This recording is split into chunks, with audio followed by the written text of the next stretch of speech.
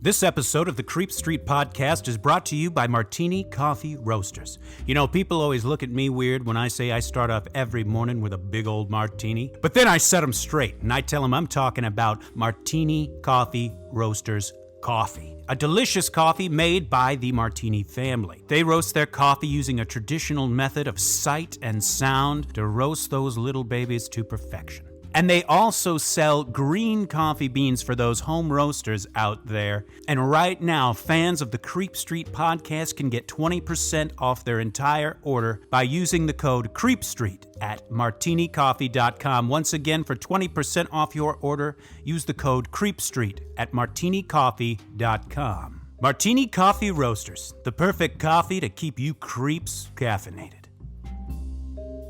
You've taken a wrong turn down Creep Street.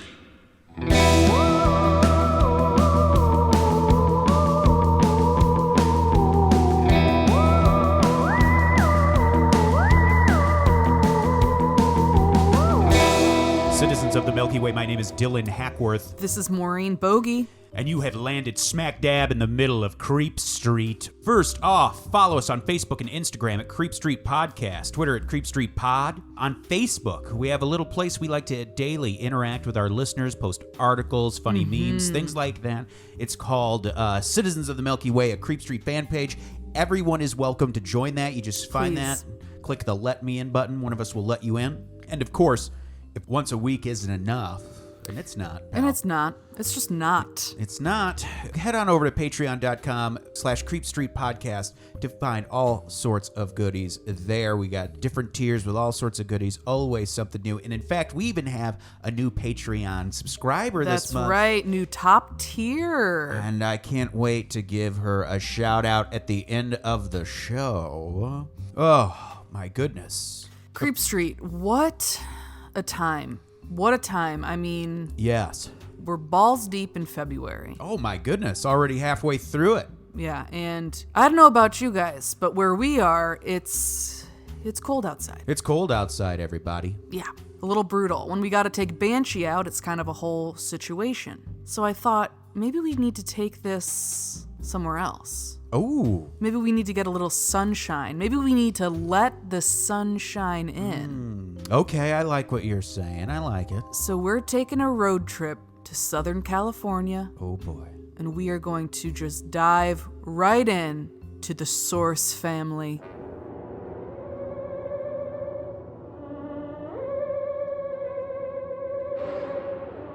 This was all happening when, like, the Manson thing was going on, right? Yes.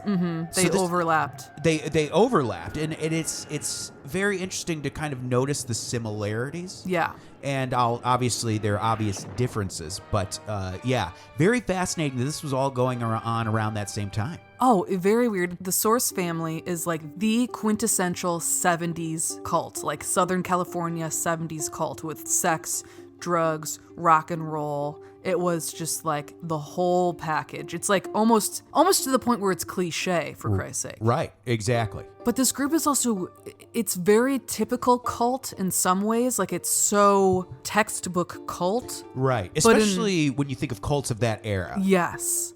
But in other ways, it's very different than maybe other cults that we think of today. And you'll see that as we go on. This is a very interesting case. And we're really going to focus in on the cult leader himself, Jim Bakker, and really kind of dive into his history, his past, and see how this all came to be, how the Source family was able to exist and thrive, really. Wow. Now, before we get started, here are my sources for today's episode. Whoop, whoop. Whoop it up, everybody, because this is going to be a whoop-tastic. One was a documentary called The Source Family, directed by Jody Weil and Maria Demopoulos. This is a great documentary. I highly recommend you check it out.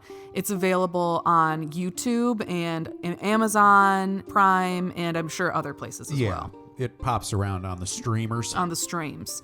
So recommend you check that out. One was a YouTube video called Analysis of the Source Family and Jim Bakker, Father Yod by Dr. Todd Grande. And a great podcast series about it. The podcast is just called Cults, and the episode is Jim Bakker Part 1 and Jim Bakker Part 2. Highly recommend you check that out as well. So Jim Baker, the main character of today's story, we will say, he was born James Edward Baker in Cincinnati, Ohio on July 4th, 1922. Jim's dad was also named Jim, and he abandoned the family when Jim was only 6 months old, leaving his mother Cora to have to do it all by herself, and she worked as a housekeeper. Now, one of his followers named Isis Aquarian, who we'll hear more about later on, she says that Jim Baker was constantly looking for surrogate fathers and kind of mimicked them to create his own self and his own sense of self. And I definitely agree with that. It seems like the fact that his father left when he was so young made a huge impression on him and really affected him and his growth and his development. To make ends meet, they had to move around a lot to get different jobs, and Jim himself had to work hard physical labor jobs to support the family as well. And at age 12, he says that he was deemed to be America's strongest boy. I don't really know where that competition was or like what it means to be America's strongest boy. But it does sound like he was a really strong boy and he was a really strong man. So, I mean, it's like... It just sounds like what a doting mother calls her son. Yes. You know what I mean? Like, no, I kind of got that feeling too. And I was like, I wonder what this means. What is this competition? Like, how do you get in the competition to see who is the strongest boy? Right. You know, so I gotta be honest, that one doesn't impress me as much as other things about him. Yeah. It's kind of like a little bit of a Keith Raniere situation, a little bit. If people know the NXIVM case, which we're gonna do a big episode or 2 or 3 on NXIVM at some point. So, but it's a little different with Jim Baker because he actually did do a lot of the things that he said. But I just think this America's Strongest Boy thing is weird, okay? Just, and I thought we needed a sidebar. It's just to check in on it. It's just a strange title. Yeah, absolutely. But God bless, he was America's Strongest Boy, and he was also a judo champion. Now, But like an actual one, not like a Keith Raniere judo champion. Right, exactly. Isn't this so funny? It's like this cult is just like so quintessential of so many other cults. You're going to be reminded of so many other cults throughout this episode. But no, I think he actually was a judo champion. Oh, wow. Yes. Well, I know that judo comes into play a lot later on. It sure do. And we're going to buckle up and we're going to fucking get to it. So he found a father figure in a man called Paul Bragg. And Paul Bragg was a man who he basically invented health food stores. And Paul Bragg said that all illness could be cured by eating the right foods, like healthy, organic, vegetarian foods. And at the age of 14, Jim had hemorrhoids. You heard me right, hemorrhoids. I know that was came out of left field, but we're talking about it. We said buckle up. And I meant it. We weren't kidding. We're already at hemorrhoids, baby. At age 14, he had hemorrhoids so severe that he needed surgery to heal them. But instead, Jim used a diet that Paul Bragg put together for him, and the hemorrhoids actually did clear up. And he was on board with that kind of lifestyle and that idea from then on. He was delivered from his hemorrhoids. Yes, God bless him and us all. Now, in 1938, he was 16 years old and he joined something called the Civilian Conservation Corps. And this brought him to work all over, doing physical labor all over the West, doing like outdoor work. He eventually, though, found himself working at a printing plant in Chicago, and he met and married the printer's daughter in 1941 at age 19. The Printer's Daughter sounds like a Nicholas Sparks book. Yes. If it isn't, it should be. Nicholas Sparks, if you're listening, pop off. Right. Now, we don't know that much about his wife, but we do know that her name was Margaret and that they had a daughter together in 1941, the same year that they got married. But in December of 1941, Pearl Harbor happened, so Jim joined the Marines at age 19. When he was in the Marines, he developed a keen interest in Eastern culture and got into jiu-jitsu and judo, and he became a judo instructor in the Marines. He was like really like a soldier badass. Like he killed people. He did, not that I'm saying this is a good thing, but just like he killed people with his bare hands using like martial arts and shit like that. You know, he was just this kind of like wild, incredible person. Among like cult leaders, he kind of stands out in that way, in that, you know, you often hear like these cult leaders would say they were good at something, but they weren't. They're actually just fucking wimps. Right. His fist could cash those checks. Yeah, he could back it up. He could walk the walk, you know? Right. While he was in the Marines, one day a fight occurred and he punched an officer in the face. So he ended up in the brig, which is like the jail or the prison on the ship. Oh, yeah. But on January 29th, 1943, when he was in the brig, his ship got attacked in something called the Battle of Rennell. Now, the ship was bombed and he was released from the brig to abandon ship, but instead he commandeered the anti-aircraft guns and shot down 13 Japanese planes. And apparently he got a Silver Star for doing this, which is like the third highest you can get or something like that, I believe. Now, one of my sources said that they couldn't find any evidence of him receiving a Silver Star, but my other sources said that he definitely did receive a Silver Star for this, so just kind of keep that in mind. At the age of 23, he returned to his family in Chicago. Now, Jim had a lot of skills. He did really well in the Marines. He was a really good-looking guy. He was like 6'3". Everyone said how handsome he was. And he was really smart and capable, so you would think that he would get a good job to be able to provide for his family, but instead he kind of jumped around from job to job, like acting in a play and then doing other, just kind of a bunch of random different things. Right. He wasn't putting down roots. No. And at the age of 26, in 1948, he abandoned the family and rode his motorcycle to California to go audition for Tarzan. So even though his father left him, you'd think that maybe he would want to make sure that he didn't do that to his children. Right. But he did leave and abandon this child, his wife and his daughter. Right. So when he got to California and auditioned for Tarzan, he didn't get it, but he did meet a beautiful design artist named Elaine, and she convinced him to stay in California. And 6 weeks later, they were married. Now, she really got him into this very peaceful and natural lifestyle.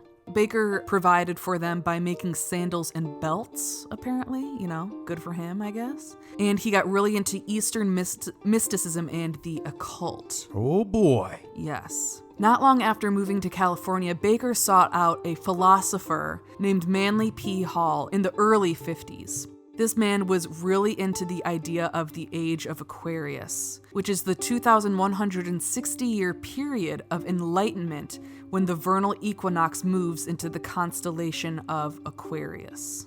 And Jim Baker was really into that, and Manly P. Hall really believed that God's true name is Yahweh, and the name contains that just the name alone contains inherent power. So you would use the 4 Hebrew letters of his name because they have that divine power. But kind of going against what you would think that he would do. He's really into like the age of Aquarius and reaching enlightenment and living this peaceful vegetarian lifestyle and all of this stuff. But on November 6th, 1955, he got into a fight with his neighbor because his neighbor apparently wasn't treating his dog very well. So I gotta give it up for that. You know? Wow. So, damn.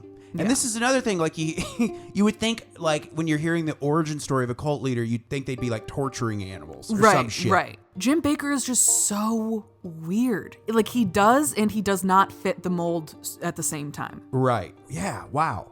So he got into a fight with his neighbor. So his neighbor threatened him with a knife, but Baker threw the man down and judo chopped him to death. Chopped him. Gave him a judo chop that killed him. Yes. 1 to, I don't know exactly how many chops, but it, probably like 1 to 5 chops. Right. And it killed him. John Wicked his ass. Yes. Wild. So this man clearly has a very violent side to him. Wow. And has this power, like literal physical power within him. Absolutely. So he did go to trial for this, obviously, but the jury declared that it was self-defense, so he got off.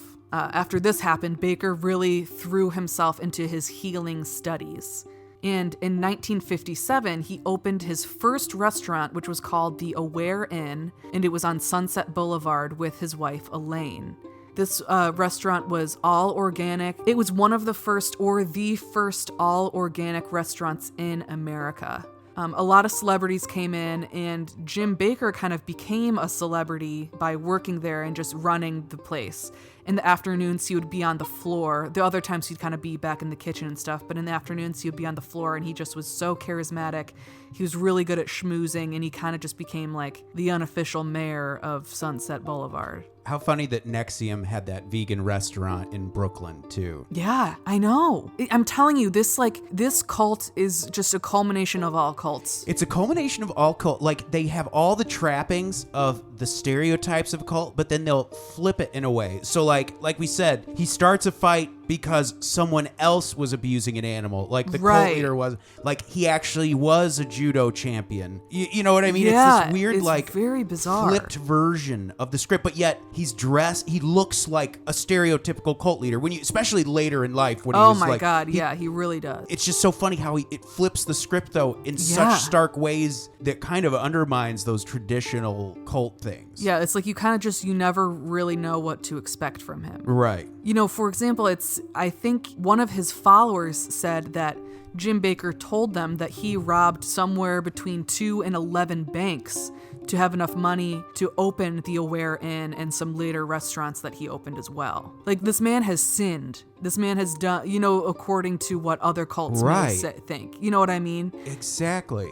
Especially a lot of cults of the time were very kind of Christian, at least oriented, or had their origins in Christianity. Right. So thou shalt not steal, you know what I mean? So like, it's so interesting that he just was so open about that, and everyone was just like, okay. Yeah, for sure. It's very interesting. So around this time, Bakker started cheating on his wife, Elaine, like a lot, apparently. He was just like constantly having affairs. This was started really in 1957, and they divorced 8 years later. In fact, in 1962, Jim Bakker started sleeping with an actress named Jean Ingram. She was separated from her husband, but he didn't really think so, apparently. And this estranged husband was so pissed off at Jim Bakker for sleeping with his wife that on January 29th, 1968, the estranged husband barged into Jim Bakker's office with a gun. Now, it's not known exactly what happened, but there was definitely a struggle in there. And the estranged husband ended up being shot and judo chopped to the back of the head. So they're not sure exactly what killed him, the gunshot or the judo chop to the head. The shot or the chop? The shot or the chop, motherfuckers. So this time he was tried and he was found guilty of manslaughter, but he only ended up serving 5 months in prison. Now, the charges only made him a bigger celebrity because this is Los Angeles, baby. We're here for the notoriety. You understand. Right. You understand. It's LA, baby. It's Hollywood. It's Hollywood. Yeah. Get used to it. Forget it. It's Chinatown. You got it or you don't, kid. In 1966, at the age of 43, Jim Bakker went to Samoa to find himself. Yes. Sort of an eat, pray, love thing? Exactly. He was just there to vibe, Henny. But while he was there, according to him, he found a tribe that was really struggling because they were only eating processed foods that were kind of given to them by Americans. And that he got them all to be healthy by teaching them the importance of clean foods, and even saved the tribal leader's daughter. And not only that, he married the tribal leader's daughter for 3 months before he left Samoa and went back home. There's no way to verify if this is true or not. That sounds like a cult leader story. Yes, absolutely. That sounds like something a cult leader would say about themselves. Not saying it's not true, because we already know there's some pretty wild shit about him that is true. But I just feel like he probably went to Samoa and did dick all, you know what I mean? He probably just fucked his little penis around, and then that was it. Right. Now, Jim Bakker also had a restaurant called The Old World. Was it spelled O-L-D-E? No, I think he missed that opportunity. Ah. Yeah, unfortunately. I think it was O-L-D. Okay. But it was called The Old World, and he met a 19-year-old French girl named Dora, and he absolutely fell in love with her. She was 19, as I said, and he was 45. She was all about sex, drugs, and rock and roll, baby, and he got behind that shit. He got all three. Yeah, he did. He got the hat trick, baby. She was all about free love and all that, and he was like, this is great. I'm into that too.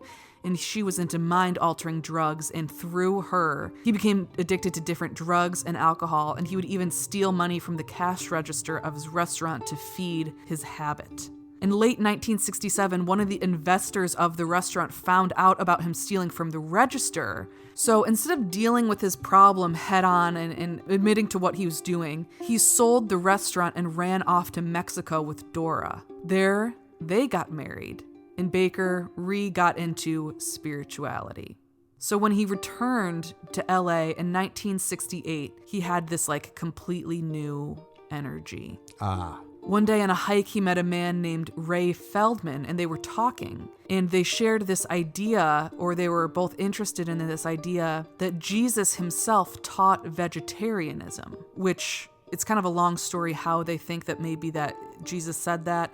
It turns out that there's really no basis in that, but some people really do believe that he taught that, but some people say he didn't. Right. So Ray Feldman was so into the idea that he gave Jim Baker $35,000, which is about $250,000 in today's money, to open a restaurant based on these teachings. And that restaurant became the Source Restaurant. On April 1st, 1969, the Source opened.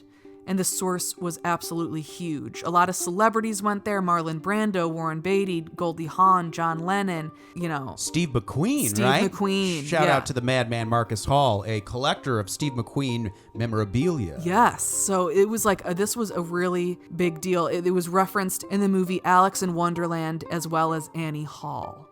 It was designed with an indoor waterfall, lots of Zen music, and it was just beautiful young flower children worked there, and when I say children, sometimes I literally mean children. Like there was someone that would come to be known as Heaven that started working there when she was 12 years old. See, now we're starting to get into some classic cult shit. Yeah, like they're all giving him names like Heaven or Aurora Borealis or something. Right. Yes. You know. Yeah, and a lot of the shit with kids, And then the kids thing comes in. Yeah, a lot of times in researching this topic, as well as many cults, a lot of times they'll use the phrase underage women, and I just want to know that you can miss me with that. There's no such thing. It's either they're girls. It's not like, you know what I mean? It's like, let's cool it with that chat. Right. Because these are actually minors that we're talking about. Children. They are still children. This person working here was 12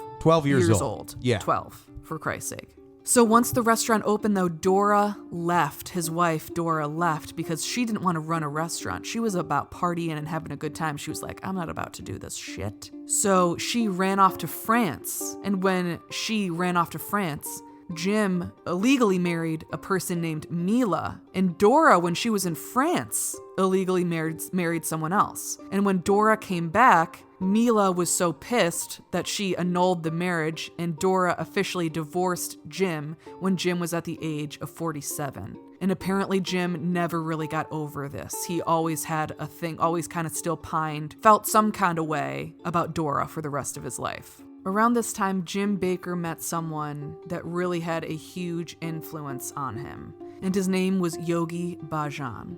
Yogi Bhajan was a Pakistani Sikh who traveled the world in the 1960s teaching the practice of Kundalini Yoga, which uses chanting and breathing exercises to let out your spiritual energy. It also teaches you to avoid drugs and alcohol, and you wear all white, especially a white turban. And in 1969, Yogi Bhajan heard about the age of Aquarius, this kind of idea, and combined it along with a few other viewpoints to kind of create his own thing. And Jim Baker was just like very into it, like weirdly into it. Like he needed to straight up cool it. But what can you do?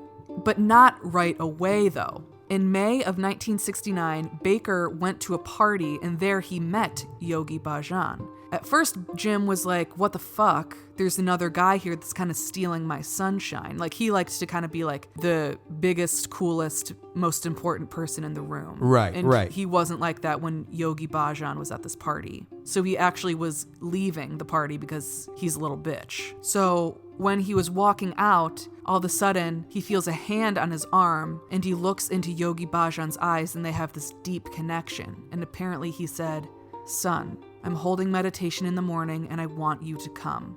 And from then on, Jim Baker was hooked. Apparently the fact, especially that Yogi Bhajan called Jim son.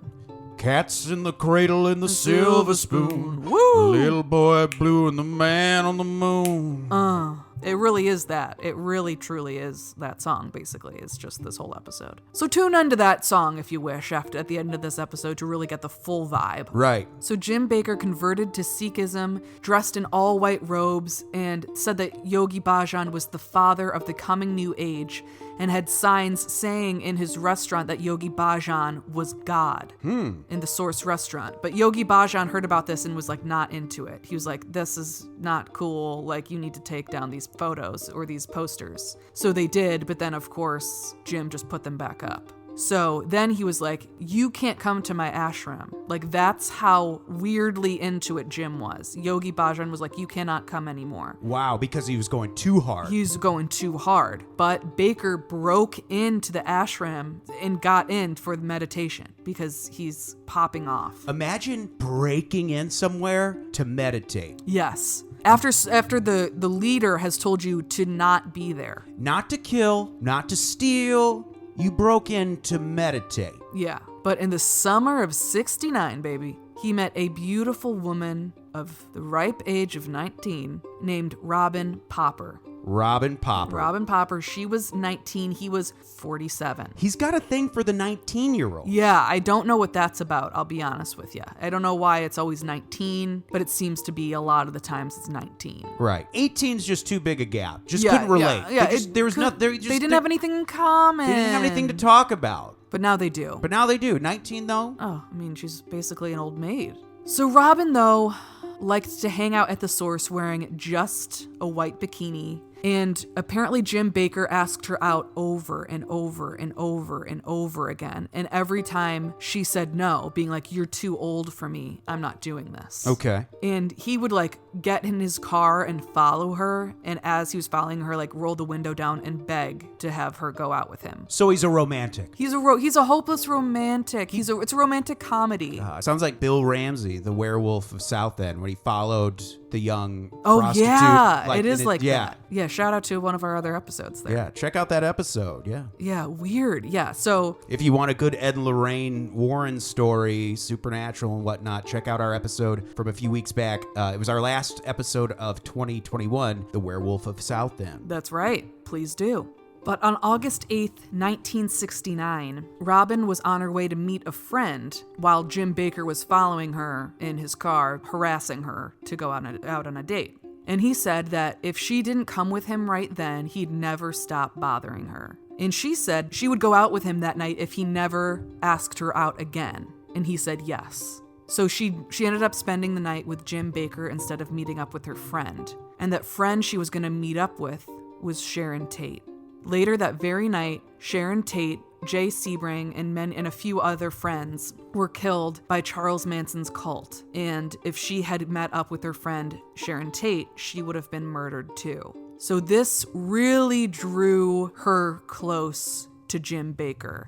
She really felt like he had saved her life and felt like he was a prophet and had some kind of miraculous powers. Wow, okay. She didn't just think like, oh wow, what a crazy coincidence. Thank God I went with you. She thought that it was like a godsend. Right. So they got married in May of 1970, and in that same month, he started teaching meditation classes on Sundays at the Source. While they were taking these classes, they called Yogi Bhajan the earthly spiritual father, but the students kind of saw Jim more as a leader and started to call him father. And slowly, Jim Baker became less and less subservient to Yogi Bhajan. Ruh-roh. Yikes. Wait, so he was still subservient even though he wasn't allowed to go back in? And Yeah, yeah.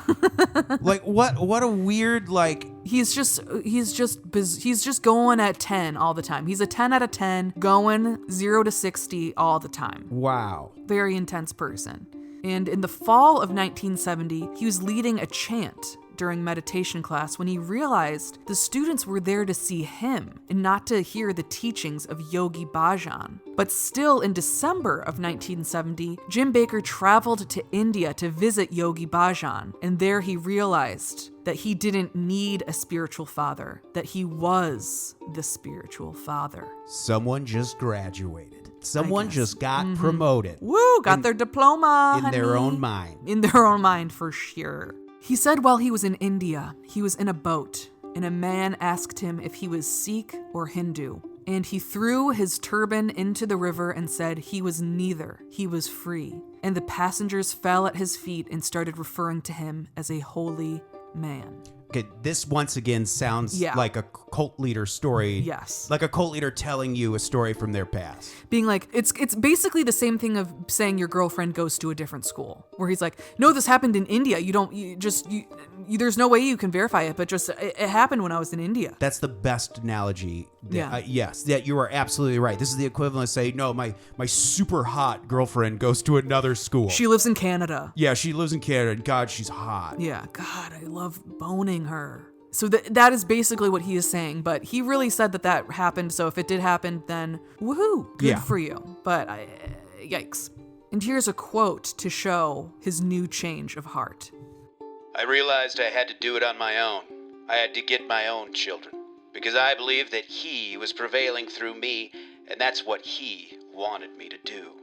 Now, before he left for India, the Source restaurant was really, really struggling. Even though it was really popular and it brought in a lot of money, it was very poorly managed, so they were nearly bankrupt. Very true. And that's part of the reason why he went to India, because he always just runs away from his problems. You're right. Every time he's gotten married or had a child, he's abandoned them, left. That was a big theme, like in the documentary, like how he just abandons goes. Everything. Yeah, at the first sign of struggle, he just kind of bounces. But by the time he did come back from India, due to Robin's hard work and the hard work of the other employees of the Source, they brought back the Source into ship shape, and that brought the whole group working at the Source even closer together than they already were. So now at this point, he's teaching these meditation classes on Sundays, and they're really his own classes now. They really don't refer to Yogi Bhajan anymore. Right. And they have a huge picture of Jim Bakker up on the wall, and it's really changed to Jim Bakker is the one in charge here.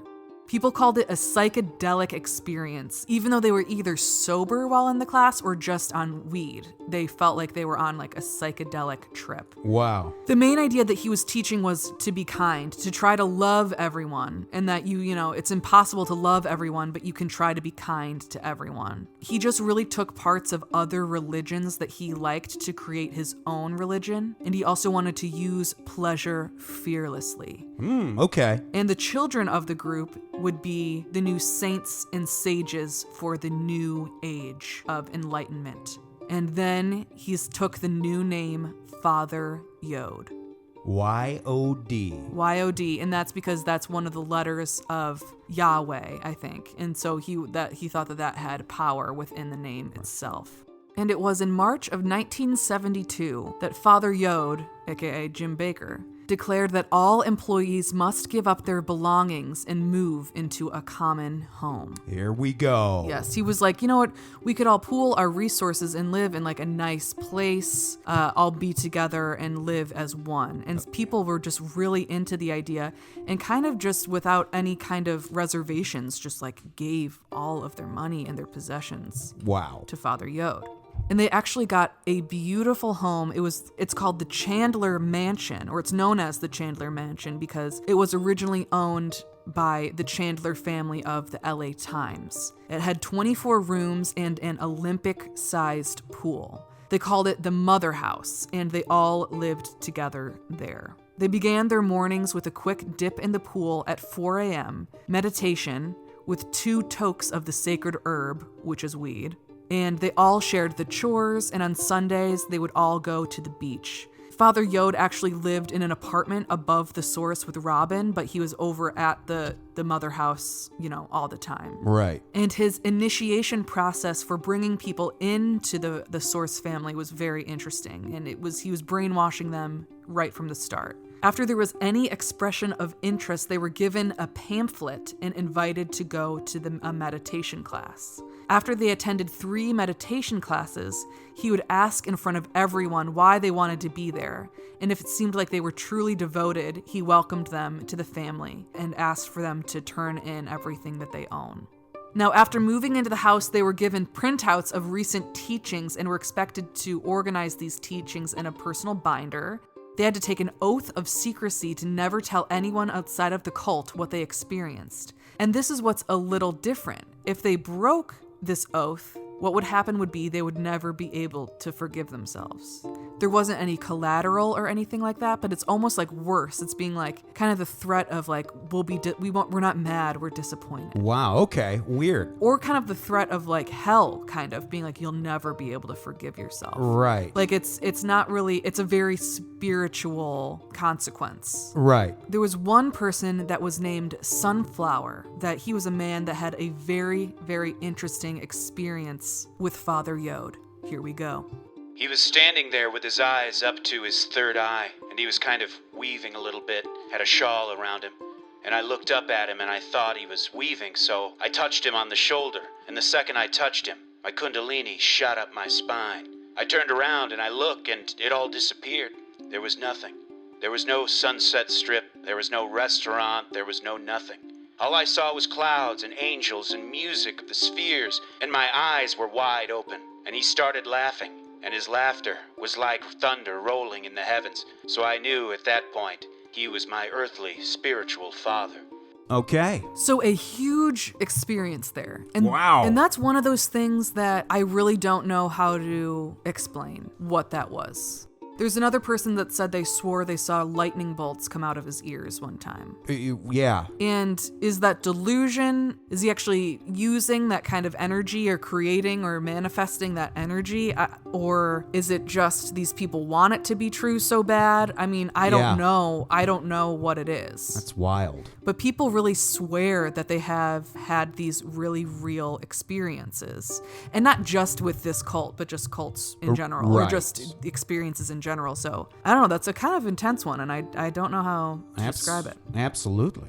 Now, here's a story kind of on the other side of the spectrum. There was a man named Ron Raffaelli who was a rock photographer, and he was doing really well at the time. He was taking photographs of the Doors and of Led Zeppelin and the Rolling Stones. He was like a really big deal. And one day, his fiance went to the source because they were casting a shoot, and they needed people that looked like Jesus. And pretty much everyone at the source has this long hair, beard, so she goes to the source, and she just gets absolutely sucked in, just going there to find someone to play Jesus. They end up bringing her upstairs to meet Father Yod, and she is just completely sucked in. And she wanted Ron Raffaelli to go with her, but he wouldn't go. He had a whole life that he wasn't going to just leave for this to make no money working as a busboy at a restaurant. Right. She ended up going and she stayed, and her name ended up being Isis Aquarian. Well. Yes, all of their last names were Aquarian. Oh. And but her first name was Isis, and Isis had kind of a different meaning. It wasn't, Isis is also means other things, clearly. Yeah, but obviously. But Ron Raffaelli, he knew that this wasn't right. He said, "They were just odd. They were like little automatons, robotic in some respect, that there was somebody pulling the strings. It was no secret that it was a cult."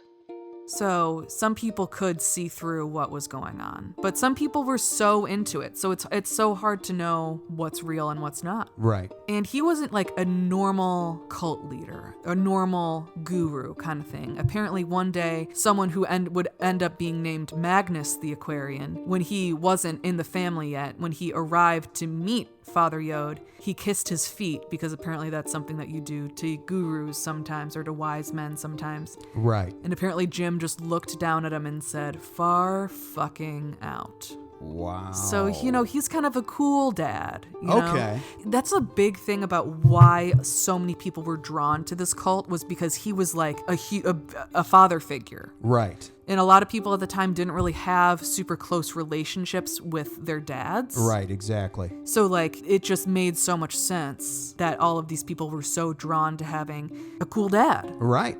And you could tell he was the cool dad by how he thought about marijuana and marijuana use.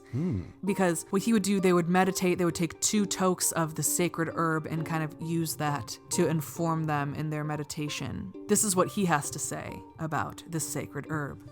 This is not pot. This is the sacred herb. Man misuses it today. When it's used to serve the animal, bawling's better, eating's better, music is better, everything's better. Use it to serve the God, and insight will come to you, for you are nothing but a channel, an instrument for the divine purpose of God.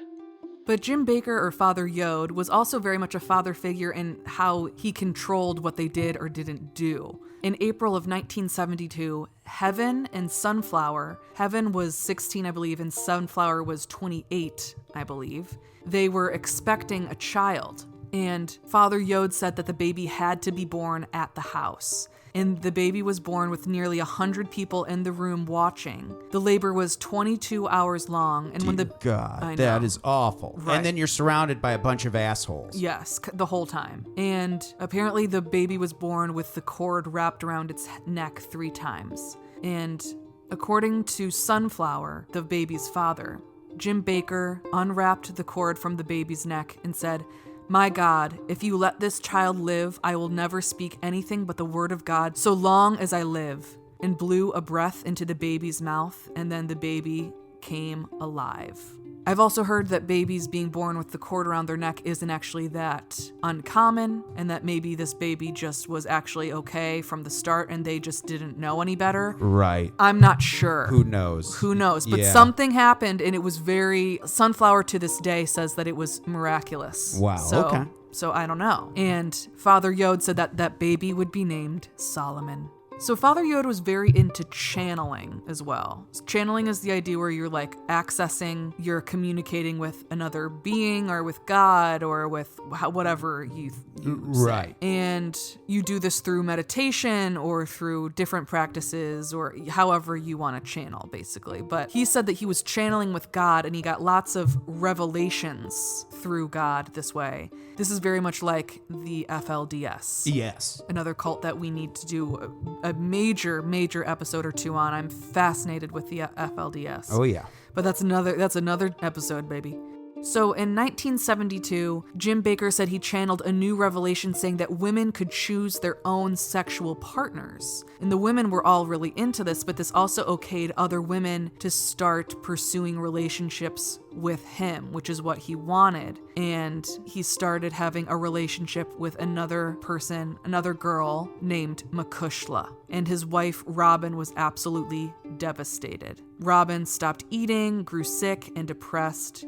Over the several months, he ended up having 14 wives. Dear God. Yes. Now, there was a lot of flack coming from the neighbors. They didn't like all of this hullabaloo happening at this house, especially Right. because of the Manson murders. They Right, did yeah. not want this shit near them. So they were renting the house, and when their lease was up, the owner didn't re-up their lease, so they had to move. So Jim Bakker found someplace called the Father House. Now, the Father House was a 3-bedroom, 3-bathroom house for 150 people. That's ridiculous. I mean, apparently people were sitting up, sleeping, like in rows in rooms. So fucking stupid. It's like, why are we doing this? Why did we give you all of our money so you could buy a Rolls Royce, but we have to live in squalor? So fucking stupid. Yeah, he bought a Rolls Royce like the leader of Rajneeshpuram, like, you know, of the Neo-Sannyasins. There a lot of other cult leaders buy Rolls Royces because they don't have new ideas, I guess. I don't know. And it was at this time that Jim Bakker started teaching about Freemasons and ancient Egyptian magic.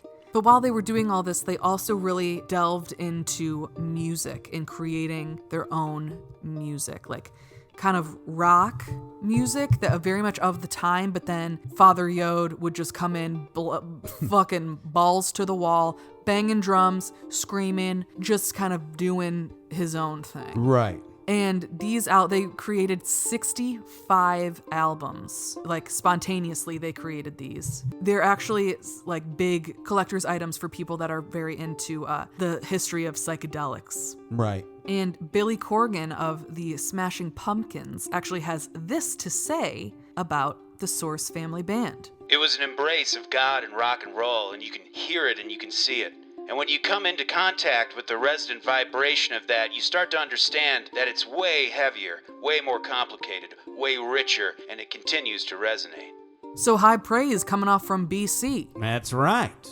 And they tried to get record deals, but no one would sign them because of their very experimental, weird style. Right. So they started performing at high schools, which is bleak. Which is weird. Like, what high school would allow that? I know, I don't understand how the logistics of that situation, but I mean, I think it's bleak, it's rough that they're like performing at high schools, but I guess it actually makes sense because that's his like demographic of people he's trying to draw into the cult. That's true. Is like these young people that he can either just be in the cult or become his wife. Right. And it was around this time when he started getting all of these wives that people started to really get upset, and a lot of people actually left the cult. They didn't like this because one of the 10 commandments that the cult had was that a man and a woman are one and nothing should separate them. And so a lot of people didn't like that. There were married couples already within the cult. They didn't like this idea of polygamy. So a lot of people left. Also, a lot of people were starting to kind of see through this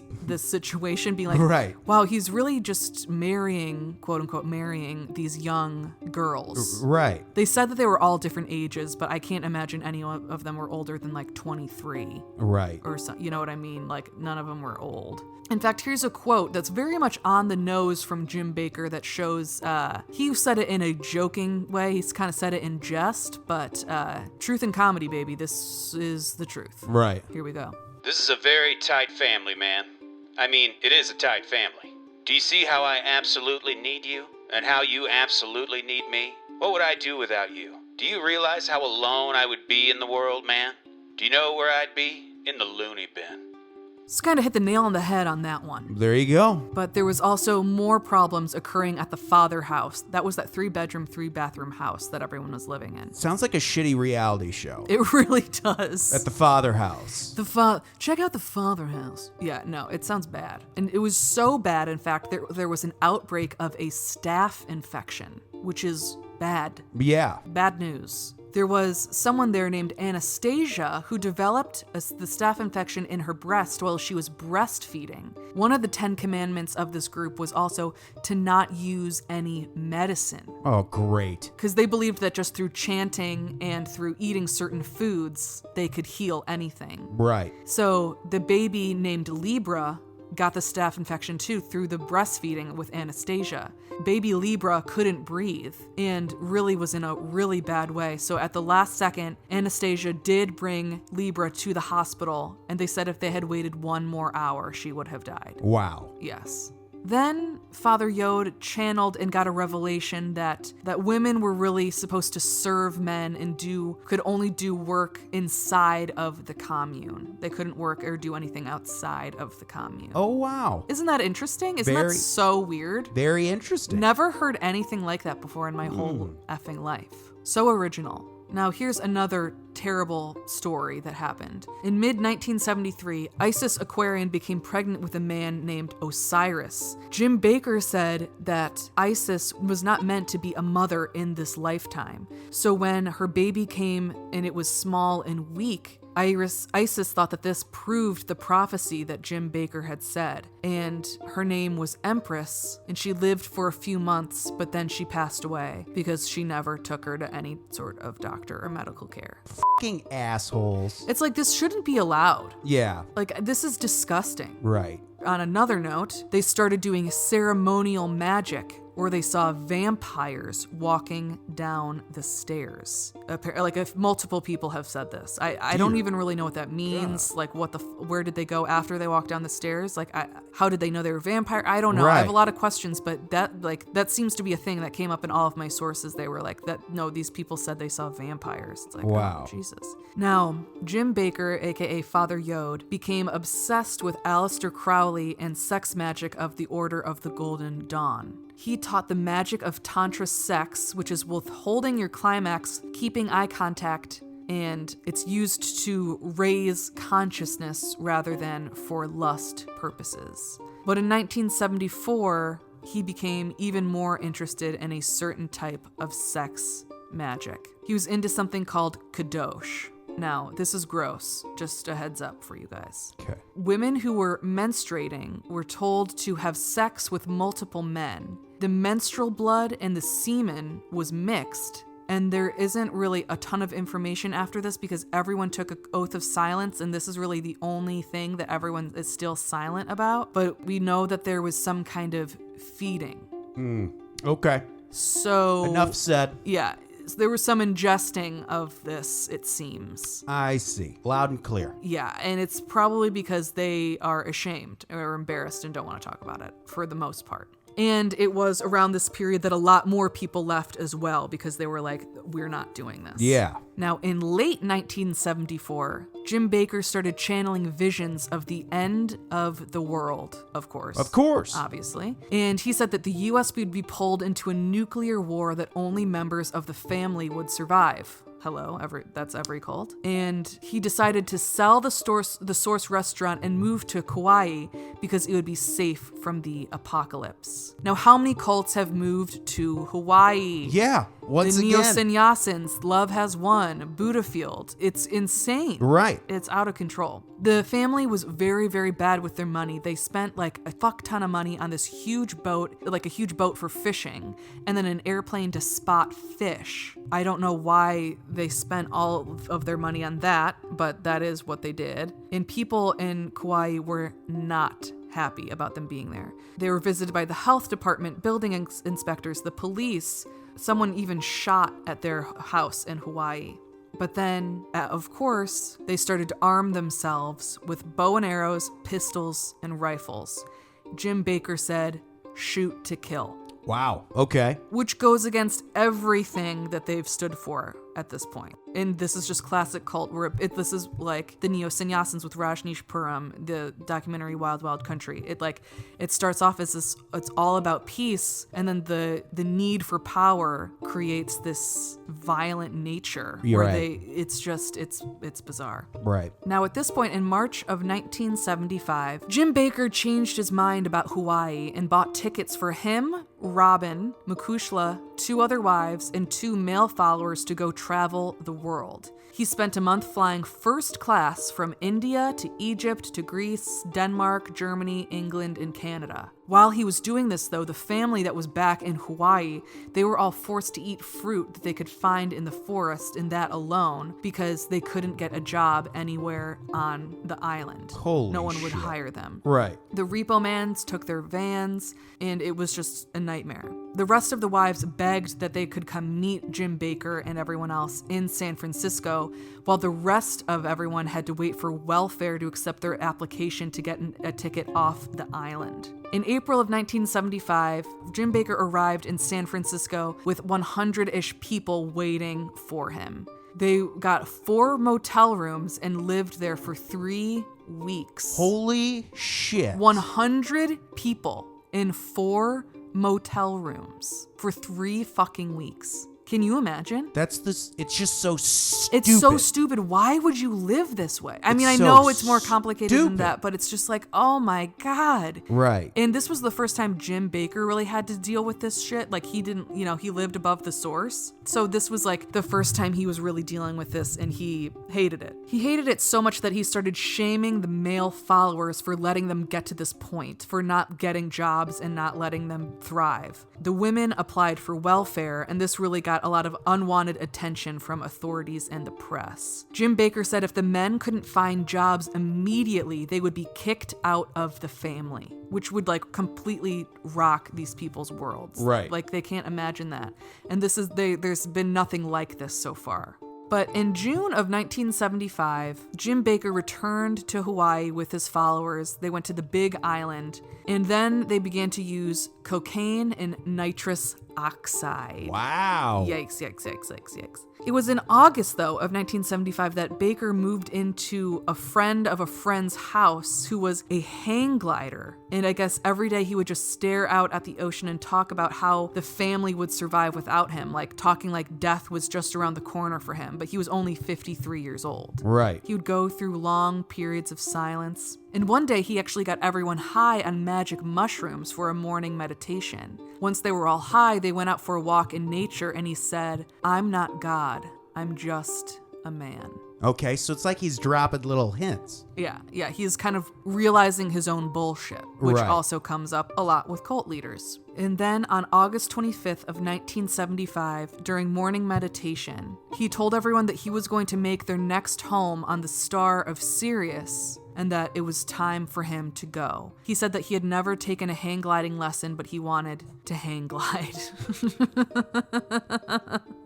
I'm sorry. I mean, I guess that was definitely, I interpreted that as like him committing suicide. Right. But some of my sources were like, he just wanted to go hang gliding. And it's like, no, he was going to kill himself in a really bizarre, showy way. Right. That's what I think, at least. And apparently when he was leaving the father house, or when he was leaving the house to go hang gliding, he said a phrase in Latin which means, "We who are about to die salute you." So he went up to this very, very dangerous cliff to hang glide and said Jesus was the wind and that Jesus would take care of him. There was a huge, huge wind going on, this like violent wind, and he jumped off the cliff, and it seemed like right as he jumped off, the wind stopped. And he glided for a little bit, but he ended up falling a 1,300 feet drop and landed on the land. The followers all ran to him, and he said he broke his back, he could not move. And apparently he asked if he should go to the hospital, and Makushla said that he could go, but it was against his beliefs, and he decided to not go to the hospital.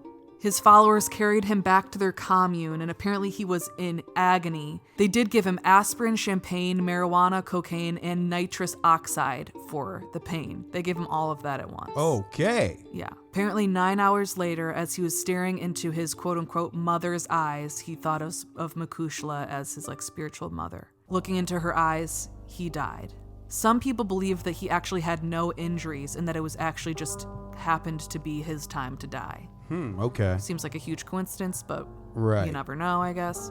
They had his body for 3 days before they allowed the body to be taken away.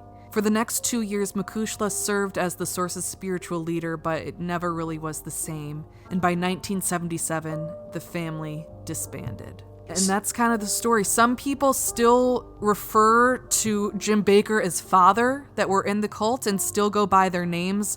Isis Aquarian still goes by Isis Aquarian.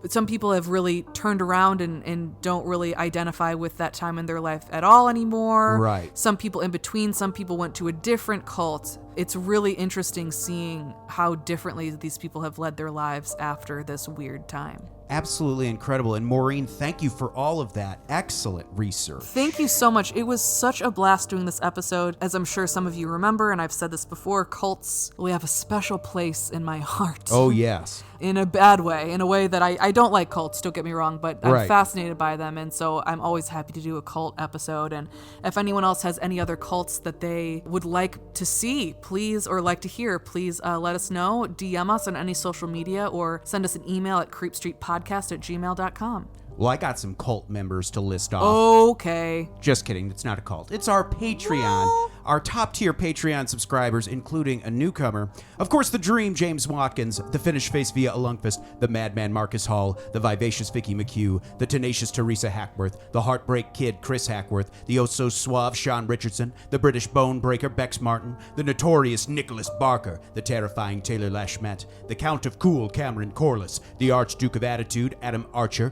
the sinister Sam Kiker, the Nightmare of New Zealand Noeline Vivilli, the loathsome Johnny Love, the carnivorous Kevin Bogey, the killer stud Carl Staub, the fire starter Heather Carter, the conqueror Christopher Damian Damaris, the awfully awesome Annie, the murderous Maggie Leach, the serve sexy Sam Hackworth, and the newcomer, the evil Elizabeth Riley. Welcome, Elizabeth. We are so happy to have you with us. It is an honor and a privilege. And thank you so much to all of our Patreon subscribers. We love you so much and are so appreciative of everything you do for us. Yes, and once again, check out patreon.com/creepstreetpodcast if you would like some of those extra goodies. Of course, like, rate, subscribe, tell your friends, tell your family, tell your loved ones. Please do. We're trying to get to 100 5-star reviews on Spotify. We are almost there. So if That's you're listening right. on Spotify, please go over to that 5-star review. We would really appreciate it. Citizens of the Milky Way, my name is Dylan Hackworth. I'm Maureen Bogey. Good night and goodbye. Goodbye.